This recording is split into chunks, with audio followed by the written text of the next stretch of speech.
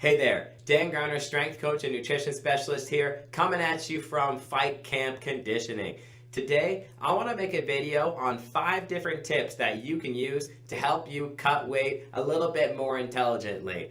A lot of athletes are confused about the weight cutting game, and rightfully so. There's a lot of science behind it, but there's also a lot of art behind it. Experience is a factor when it comes to weight cutting, and I've worked with a lot of athletes in a lot of different fight sports at the top of the absolute world. So I want to offer you 5 different tips today that you can use to help better navigate your next weight cut. The first tip that I want to offer you is gather some data.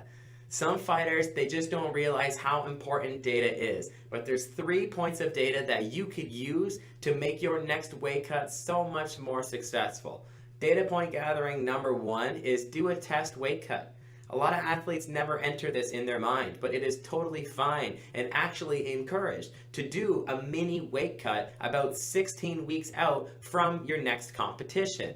If you do a mini test weight cut, you're able to see how your body's responding to the weight cut. You're able to see if this is the right weight class for you. You're able to determine your preferred method for weight loss. Is it going to be sauna? Is it going to be steam room? Is it going to be put on the tracksuit, get on the treadmill with a bunch of sweet sweat all over you? There's going to be all kinds of different methods, and to each his own, especially when it comes to weight cutting. But when you do a test cut, you're able to determine all of these different things, and that is valuable data, because let me tell you something. The last thing that you want to be 1 week out from the fight is nervous.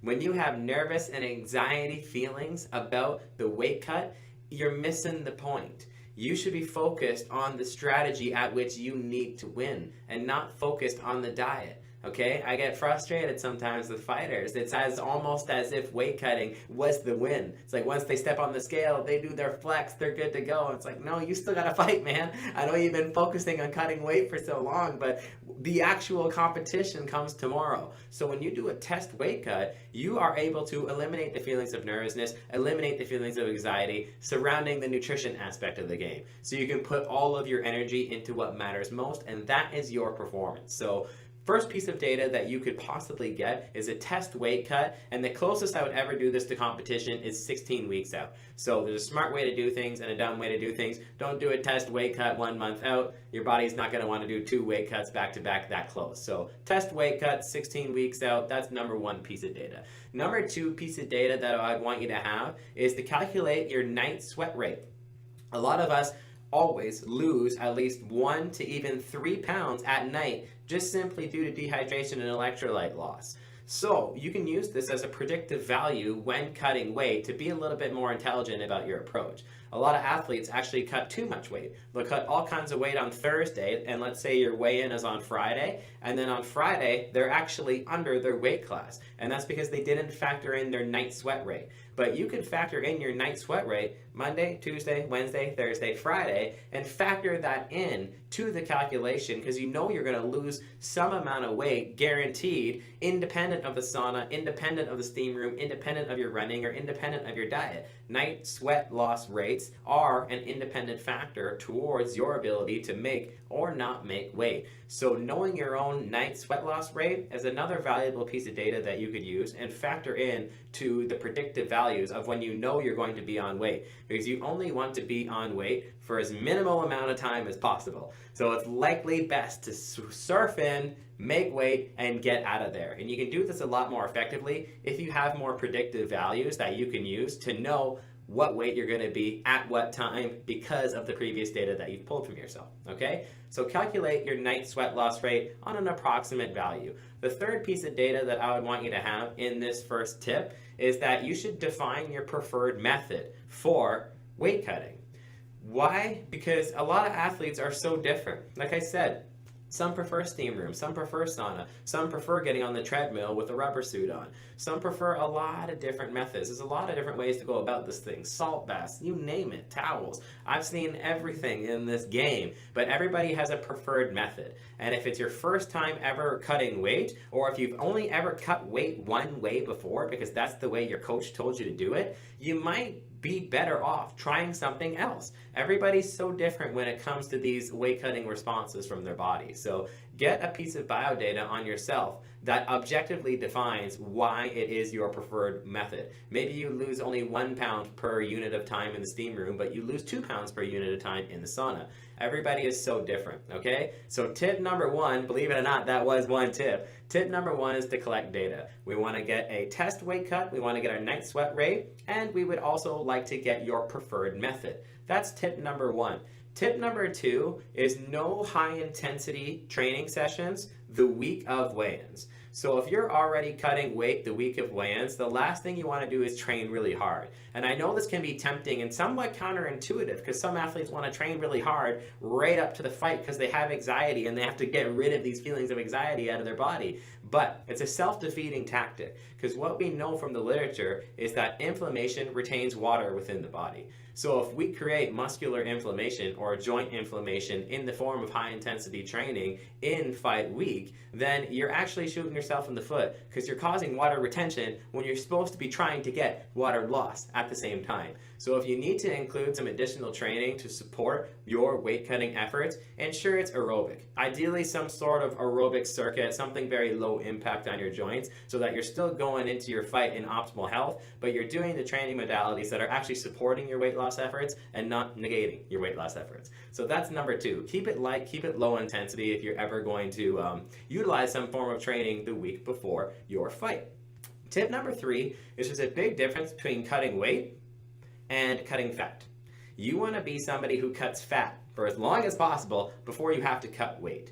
Weight class it causes a big issue, right? Dehydration is not healthy for a number of reasons. That's why I said previously, you want to be at your weight for as little amount of time as possible before getting your rehydration and refueling protocol, because those are two different things, before getting those on check so that you can get back to your healthy homeostatic weight level where everything is optimal from a health-based perspective and from a performance-based perspective as well. But you want to be very lean. You gotta be very lean, okay? For a couple of reasons. Number one, being lean is just the low-hanging fruit of making your weight. You shouldn't be somebody who's overweight and then trying to make a lower weight class because you're not in the right weight class in that sense, or you just need to increase your discipline in this area because if you're holding a lot of body fat, your opponent's going to have more muscle than you, your opponent's going to be stronger than you, and it hurts you because of reason number two, and that's the hydration levels of body fat. Muscle is 75% water, whereas fat is less than 25% water. So when you actually have muscle tissue in your lean, you can actually cut more weight when you have more muscle tissue and not less weight. A lot of people for some reason think that if they look more overweight, then they have more to cut. No, you have more fat to lose. You don't have more weight to cut. Those are two different things. But the muscular guy who's lean, he has not fat to lose, but he has weight to cut because of the hydration variations in those tissue differences between fat tissue and muscle tissue. So that's tip number three. You should be as lean as possible before you ever start cutting weight. And if you're not lean, that's inexcusable. You should be lean as possible before you ever start cutting weight for your combat sports.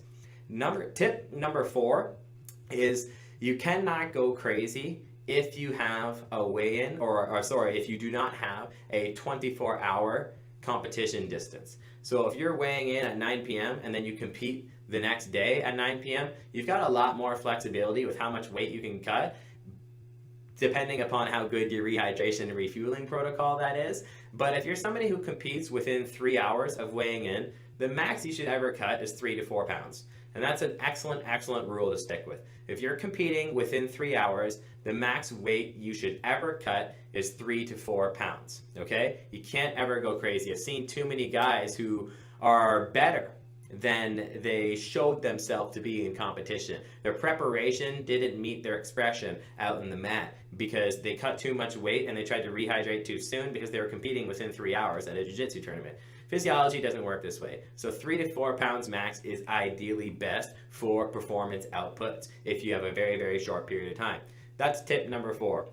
Tip number 5 for weight cutting is be prepared.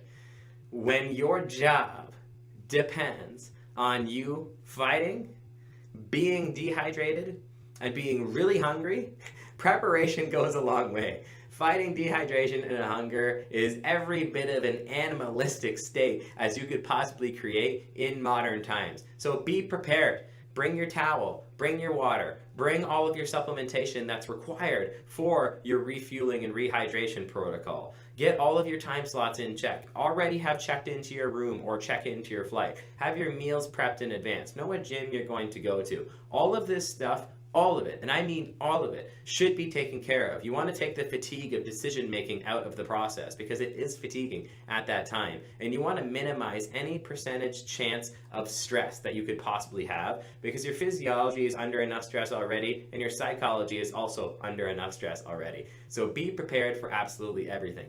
And that's a wrap, guys. Tip number 1, collect as much data as you can. Ideally in the form of a test cut, a night sweat loss rate, and with your preferred method. Tip number 2, no high intensity training the week of your weight cut. Tip number 3, there's a big difference between cutting weight and dropping body fat. Tip number 4, don't ever go crazy with weight cutting, especially if you are competing within 3 hours of your weigh-in. And tip number 5, be as prepared as possible.